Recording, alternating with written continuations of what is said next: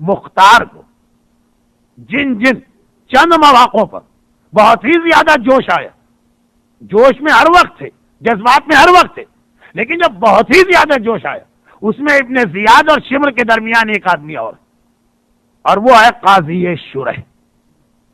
قاضی شرح یہ وہی آدمی جس کا واقعہ عمر سعد سے خاصا ملتا جلتا، اور تقریباً تمام مورخین نے لکھا کہ اگر قاضی شرح نہ ہوتا تو شاید اتنا بڑا لشکر نہ یزید جمع کر سکتا تھا نہ ابن زیاد۔ یہ وہ تھا جو ابھی راجہ صاحب جن کا ہائے وائے کر رہے تھے ثانی فانی، وہاں سے یہ چلا آ رہا تھا قاضی القضات، چیف جسٹس۔ مولا نے بھی اس کو اپنے زمانے میں باقی رکھا تھا۔ یزید کے زمانے میں کوفے کا سب سے بڑا جج تھا۔ ابن زیاد نے بلایا، کہا میں کربلا لشکر بھیج رہا ہوں، بہت سے لوگ جانے کو تیار، جو جانے کو تیار نہیں ہے ان کو میں سونے اور چاندی کے ذریعے خرید رہا ہوں، مگر پھر بھی ایک بہت بڑی تعداد ہے جو ہیزیٹیٹ کر رہی، اور ایسے لوگوں کو ایک ہی طریقے سے کنونس کیا جا سکتا، اگر تیرا فتویٰ آ جائے۔ جس وقت یہ بات ہو رہی تو پرانے زمانے میں یہ پین اور انک آج کی طرح نہیں ہوتی، بلکہ بڑے بڑے انک پاٹ لکڑی کے بنے ہوئے ہوتے تھے، اور جو پین ہے یہ بھی لکڑی کے ہوتے تھے۔ سامنے جو سیاہی یا انک پاٹ رکھا تھا لکڑی کا، اس طرح اٹھا کے اپنے سر پہ مارا، اس کا سر پھٹ گیا، خون جاری ہو گیا۔ کہنے لگا کہ اے دشمن دین و ایمان، قتل حسین کے بارے میں مجھ سے فتویٰ لیتا ہے؟ کیا ذرا سا بھی خوف خدا تیرے دل میں نہیں ہے؟ قیامت کے دن کس طرح سے ان کے نانا کے سامنے جائے گا؟ اور روتا ہوا اپنے گھر آ کے بیٹھ گیا۔ لوگوں نے کہا یہ تو بڑی گڑبڑ ہو گئی، یہ تو بہت آپ کے خلاف ہو کے گیا اس وقت۔ ابن زیاد ایک گھاگ گرگے بارہ دیدہ مسکرا کے کہتا ہے صبح دیکھنا، اور وہی منظر تھا جو عمر سعد میں آپ نے سنا۔ عمر سعد کے لیے کا پروانہ گیا، اس کے لیے درہم و دینار سے بھری ہوئی 70 بوریاں گئی۔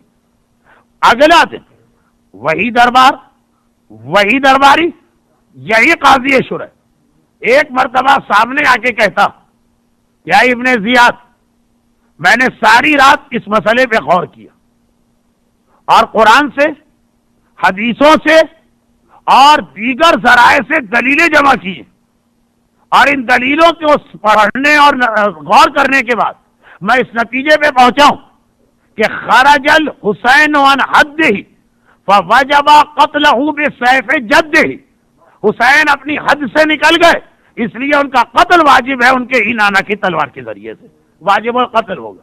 ساری رات میں نے غور کیا، قرآن، حدیث اور دوسری دلیلیں۔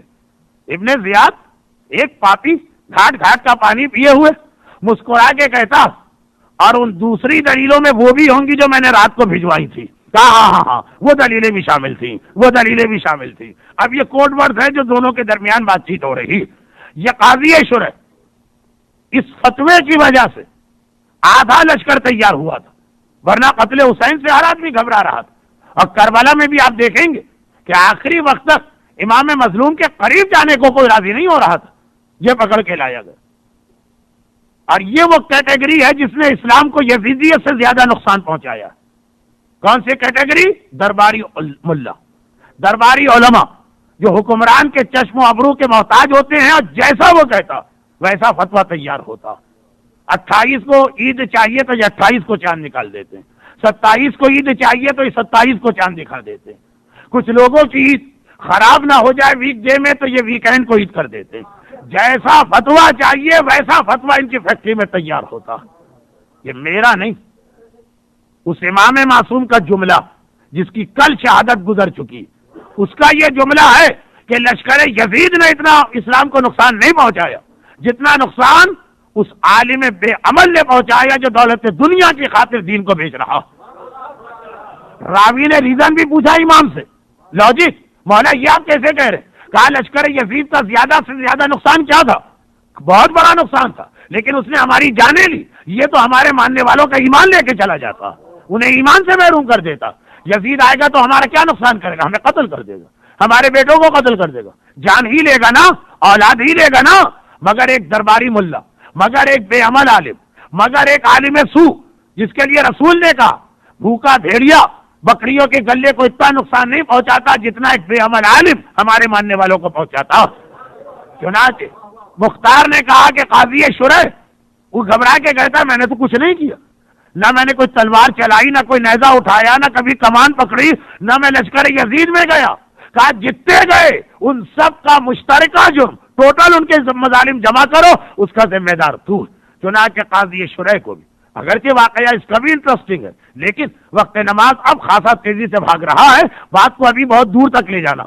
قاضی شرح کو بھی جہنم واصل کیا گیا. برحمتک یا ارحم الراحمین وصلی اللہ علی محمد وآلہ الطاہرین.